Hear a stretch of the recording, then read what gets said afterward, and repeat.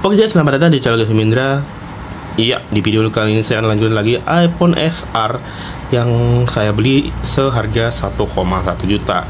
Dan ya, kemarin saya udah unboxing untuk LCD-nya. Ya, jadi LCD-nya itu merek JK Full HD, dan untuk picture-nya saya nggak tahu merek apa ya. Dan ya, kalian bisa lihat di sini untuk ya ini adalah jadi ini adalah backdoor lamanya atau housing lama dan LCD lamanya. Saya nggak tahu kenapa counternya itu langsung pasang LCD-nya ke housing lamanya seperti ini. Jadi kayak seakan-akan ini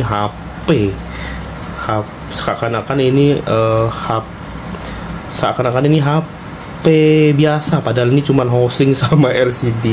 Dan untuk HP-nya memories blur faster than you think. The moment's forever, the next just a blink. And this elastic time we sink or swim. Nah, itu yang ini guys ya.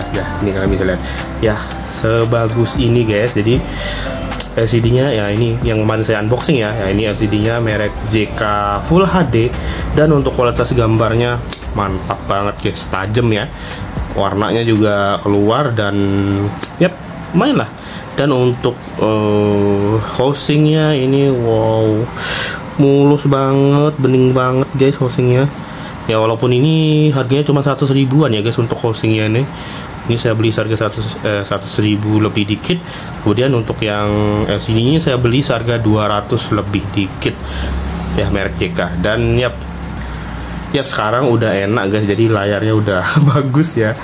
Dan di sini saya akan sedikit nge-review untuk iPhone XR yang saya restorasi ini guys. Dan saya sebenarnya nggak bisa perbaiki sendiri, jadi saya minta counter aja baikin. Dan saya akan sebutkan berapa biaya yang saya habisin ya guys ya, untuk restorasi ini HP. Sebenarnya bisa aja sih saya saya restorasi sendiri gitu ya kan, jadi nggak lebih banyak keluar biaya. Cuman saya nggak berani untuk coba bongkar sendiri untuk si iPhone ini, karena kayaknya ribet ya guys ya, apalagi untuk pemindahan housing. Bahkan pada saat saya bawa ke counter untuk pemindahan housingnya aja itu orangnya butuh waktu sekitar 2,5 jam, dan biayanya juga yang lumayan mahal juga guys. Dan ya, sebelum itu nanti mungkin di terakhir aja saya ceritakan tentang biaya untuk pemindahan housing dan pemasangan LCD-nya. Saya akan jelaskan di akhir video aja. Di sini saya akan jelaskan untuk HP ini aja, minus-minusnya apa aja, kemudian LCD-nya sebagus apa gitu ya kan, saya akan jelaskan di sini. Dan untuk housingnya bagaimana, jadi ya oke lah. Oke, jadi di sebelumnya saya bilang untuk Face ID-nya itu off ya guys, dan saya cek lagi setelah penggantian housing dan LCD ini untuk Face ID-nya ini masih off ya guys. Jadi untuk True Depth-nya di sini dia masalah pada kamera. Jadi masalah pada kamera True Depth terdeteksi ya. Jadi Face ID-nya telah dinonaktifkan. Jadi ya ini nggak bisa dipencet guys tuh untuk fokusnya susah ya. Jadi ini Face ID-nya nggak bisa dipencet ya, ini masalah pada kamera True Depth ya. Walaupun kalian pencet ini ya nggak akan ada yang terjadi karena memang Face ID-nya guys gitu. Dan biasanya untuk Face ID ini susah buat bisa dihidupin lagi. Dan kalau udah Face ID off itu ibarat kayak apa ya, iCloud mungkin yang udah terkunci, yang iCloud yang terkunci, yang lupa sandi gitu mungkin ya, mirip-mirip gitu dah. Susah banget buat diperbaikin, tapi ada yang bisa perbaikin gitu. Tergantung dari kerusakan sensor Face ID-nya sih. Ada mungkin yang kerusakan di bagian True Depth bagian sini ya, itu bisa diakali, ada yang bisa diganti sensornya atau macam-macam. Tapi masalahnya adalah biasanya untuk Face ID ini beberapa komponennya itu nyatu sama yang lain. Misalnya kayak kemungkinan sensor yang ini itu mungkin nyatu sama buzzer atau enggak speaker atas, kemudian yang kamera depannya kemungkinan nyatu sama sensor lain yang ada di Face ID ini gitu guys. Jadi ya serumit itu sih kalau untuk Face ID yang udah off seperti ini. Jadi ya dan ya mulus banget ya ini ya. Dan untuk performanya alhamdulillah, walaupun dia di sini baterainya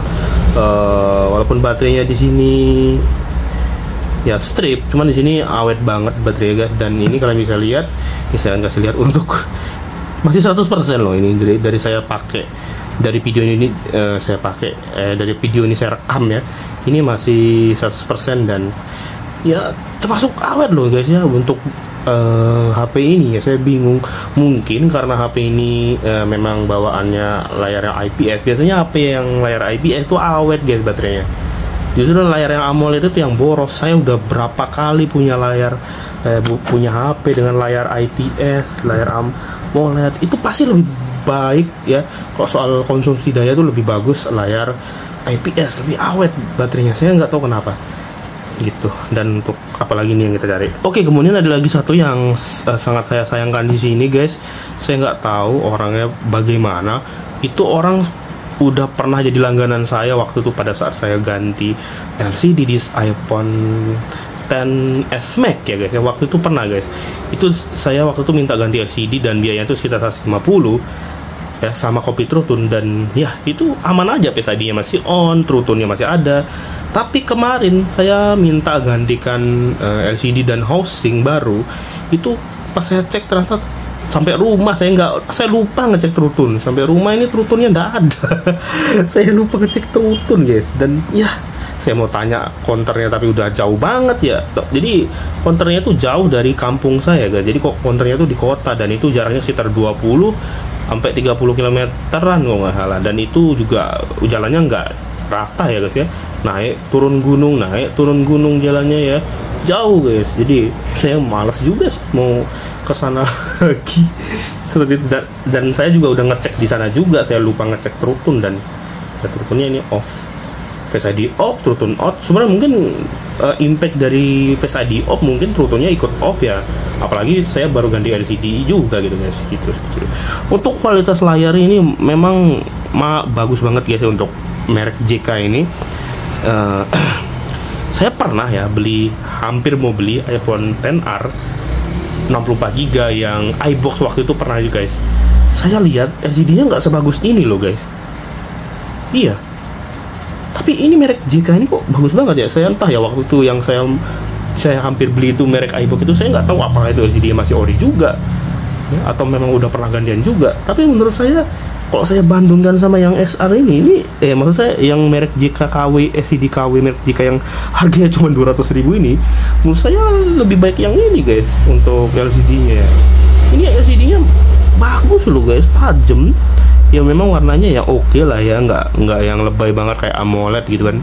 Nggak bisa selebay AMOLED warnanya karena memang ya layar IPS ya sekali lagi guys. Tapi menurut saya cukup oke gambarnya guys, tajam, warnanya juga ya oke, nggak yang terang amat. Dan untuk kameranya juga mantep, untuk kamera depannya juga ini juga bagus guys. Ya untungnya ya di sini saya beli seharga 1 juta. Dan ya saya akan kasih tahu untuk habisnya berapa aja ya guys ya, dari seperti housing 100 dan juga LCD 200 lebih ya, dan juga ongkos pemasangan dan juga harga HP-nya sendiri yang pertama saya beli ya. Oke, yang terakhir guys, jadi untuk sinyal ini kata orangnya di Facebook atau di marketplace, katanya ini emailnya permanen. Dan betul sih, di sini jaringannya dapat Telkomsel dan tidak pernah hilang jaringannya, jadi muncul terus ya. Walaupun saya mode pesawat pun tetap muncul jaringannya di sini. Jaringannya kalian bisa lihat ini jaringannya 4G ya guys, tuh ya 4G ya jaringannya. Ya katanya Inter sih, ya memang Inter juga sih, dari dashboardnya juga kelihatannya Inter. Cuman menurut saya ya, ya itu katanya tadi email permanen. Dan bener aja sih, di sini dia jaringannya ada. Untuk Telkomsel dia dapat 4G, kalau seharusnya nggak bisa ya. Kalau untuk Telkomsel nggak bisa dapat 4G seharusnya ya. Seharusnya dia cuma dapat jaringan aja sih kalau misalnya dia terblokir emailnya gitu. Cuman saya belum coba kartu lain sih, saya baru coba pakai Bayu. Ini Bayu loh guys ya, jadi ini Telkomsel Bayu yang saya gunakan, dan ini dapat 4G. Nah oke, jadi untuk saya tutupi lagi dengan ya biaya. Nah, saya akan jelaskan di sini untuk biaya yang saya habiskan ya guys ya. Jadi kalian silahkan hitung aja di situ berapa habisnya ya. Jadi ini saya beli seharga 1 juta ya, 1 juta housing 100 ya, anggap bulatan aja 100. Iya, LCD 200, jadi 300, 1 juta 300 ya kan. Untuk ongkos perbaikan 250, jadinya berapa tuh guys?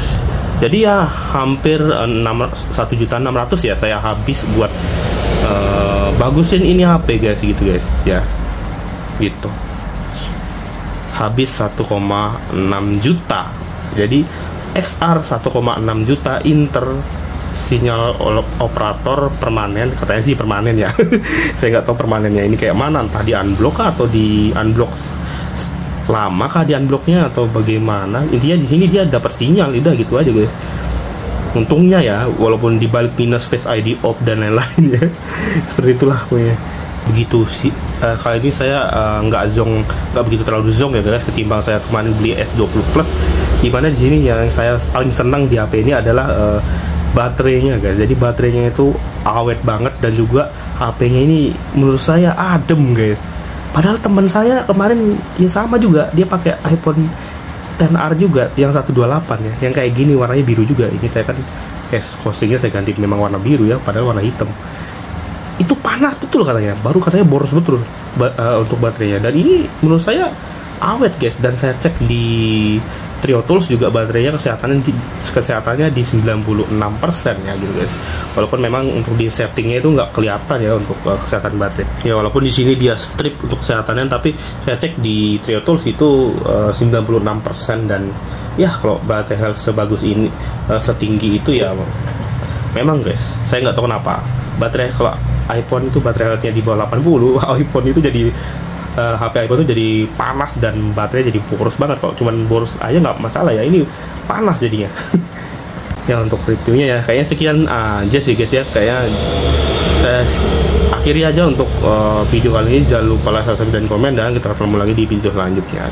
Oke, 1,6 juta XR, Face ID off, True Tune off, 64 sinyal kalau operator katanya permanen. Menurut kalian bagaimana? Oke, iya saya lupa lagi guys. Jadi untuk ya ini adalah custom hosting, dan saya ini masih ragu-ragu untuk pesan custom hosting ya. Ini untuk si punyanya si iPhone XR ya guys ya, XR saya ini guys. Ini saya nggak tahu kapan bakal ganti ya guys ya. Gitu, saya nggak tahu kapan bakal ganti untuk hostingnya. Karena untuk yang saya bilang tadi, untuk ganti hostingnya ini mahal banget untuk si iPhone XR ini ya, sama ganti LCD. Sebenarnya kalau misalnya kita mau pindah semua yang ada di dalam sini ke hosting yang custom ini, pasti bakal sama juga kayak kemarin ya. Untuk ongkos pemasangannya, jasa di kontrak pasti bakal justru malah lebih mahal karena ini custom hosting ya. Ini kan hosting memang original dari original XR memang bentuknya gitu. Kalau misalnya custom hosting ini kemungkinan lebih mahal guys ya. Menurut saya mudah-mudahan murah lah. Cuman ini saya nggak langsung minta pasangan konter langsung sih, nanti kemungkinan bulan depan kalau ada uang lagi baru saya pasang kan. Dan ini custom hostingnya nanti akan saya buat di video selanjutnya untuk unboxingnya, dimulai dari sekarang. Oke, selamat datang di Jari Gemindra. Di video kali ini saya unboxing untuk custom housing si Elastic goes, they expand and shrink. Memories blur faster than you think. One moment's forever, the next just